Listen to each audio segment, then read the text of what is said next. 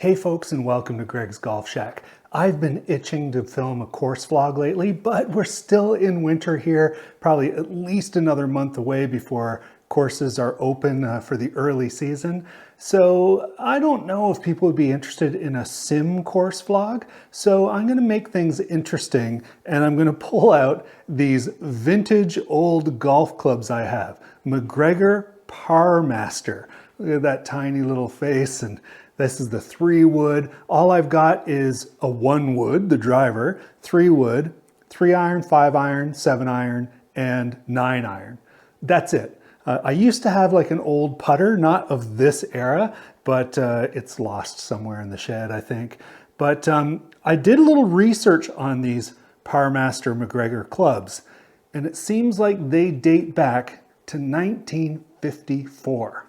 Now, I golfed for one season, like a few times, back when I was like 13 or 14 years old, long time ago.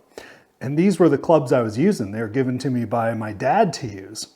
And then I didn't golf again for many years. I've only been actually golfing for 16 years. Since 2008 was my first season starting to golf.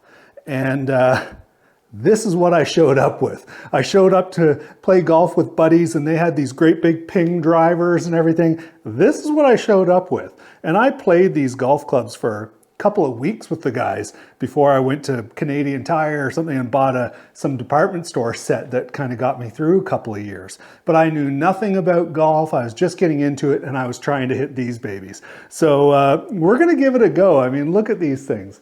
Very vintage, MacGregor. They're gonna be hard to hit.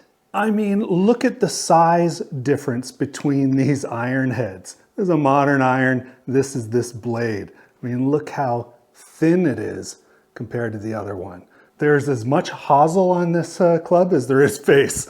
I'm nervous about shanking a few. Here's the driver, the 1-wood.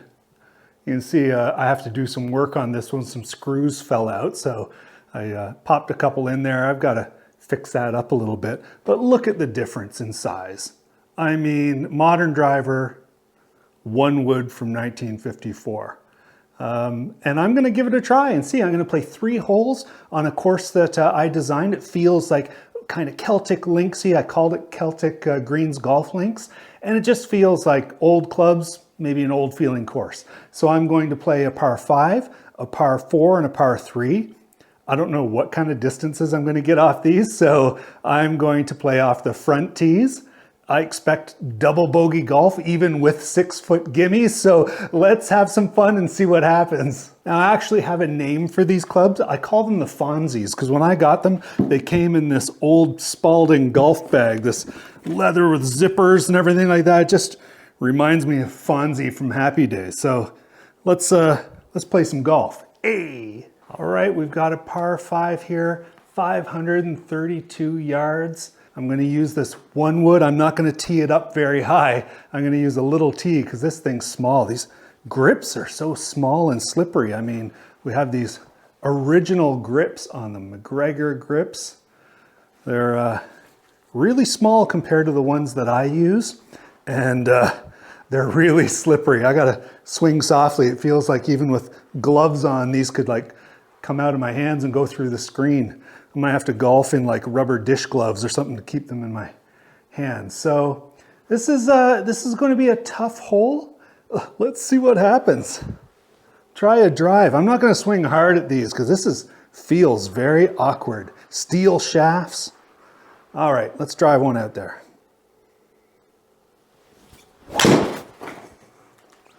Felt like okay contact. Pushed it to the right.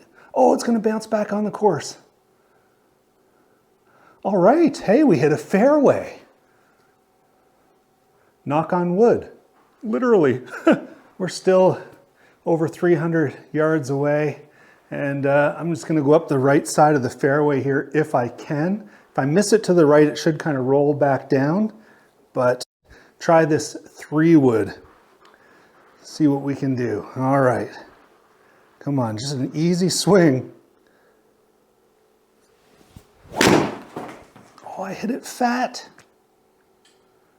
I feel really, I'm swinging at it very awkwardly. They just, I think it's the grip. But hey, that was actually a good shot. Put me in a good spot. 213 yards with this old classic 3-wood. And that was chunky too. All right. 112 yards left, 10 feet down. I'm going to take this 9-iron because I don't have anything smaller. Although the loft on this 9-iron looks like a sand wedge. I'm going to set this up off the toe because, like I said, there's a lot of hosel on this club. And I'd rather toe it than shank it. All right, set one in there. That wasn't a bad strike. It felt pretty good. Let's see what happens. Oh! Jeez. Am I going to have to play these clubs from now on? That was pretty good. Pretty flat putt here. Breaks a little bit left to right. I don't have a putter. I'm not going to pull out a modern putter. Instead, I'm going to use this 1-wood. Why not? Have a little fun. 6-foot gimmies. Let's see if I can hit this 22-foot putt. Close. Go in the hole. Go. Oh, man. I almost birdied with these clubs. Jeez. Right on. On to hole 2.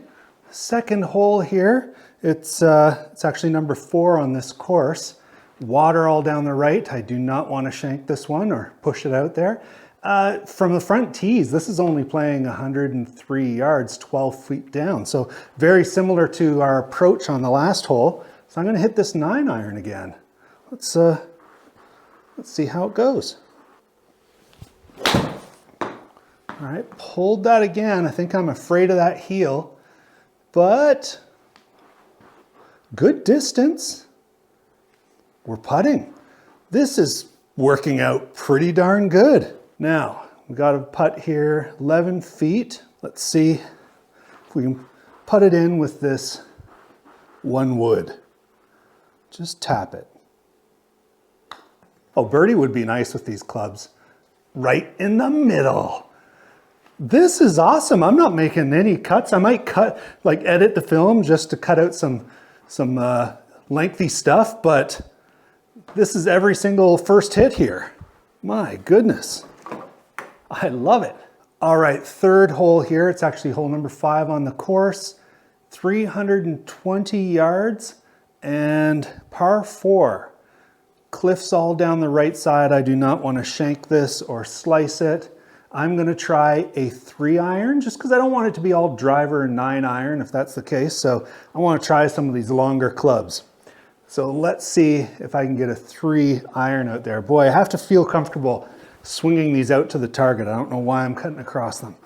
Okay, I'm going to set up off the toe. Let's swing one out there. That felt good. Oh yeah. Nice. Just got on the fairway. You can see I don't want to miss it to the right there. Oh boy. Good rollout. Sweet. Man, 117. So I guess it's going to be this 7-iron. I got to take these out onto a real course and film a vlog playing 3 holes or 9 holes with these classic clubs and see how I do. This is feeling pretty good. Like practicing with these really small faces will make the club faces on a modern club feel huge. So if I can hit the center of the face on these, it'll help. All right. 117, let's try it. All right, another little bit of a pull. It's long. Oh, stop. I'm going to have to chip with a 9-iron. Oh my God. Oh my God. I think I got this. A little downhill, 14 yards. I'm not sure what I need to do here. So let's just see. Heavy rough. So I got to give it a little bit, but not too much. Is that going to get out of the rough? Yes. Yes. Get into gimme range. This is awesome. I'm not even going to have to putt that. That's a gimme. That's 1 under, isn't it? 1 under through 3 holes with classic clubs. Isn't that awesome? I actually made a little short video because these were all covered in rust. and I soaked them in vinegar and lemon juice and removed all that rust because I didn't want to be hitting balls into the screen here with a bunch of orange rust on there. That would mess up the screen. But I hope you enjoyed that. MacGregor Par Master. Actually, we could work a birdie into that title because I got one of those too. But this was awesome. I hope you enjoyed that. Vintage clubs. I am going to take these out onto a course next season and film a vlog. I hope you enjoyed that. Like and subscribe, and we'll see you next time on Greg's Golf Shack.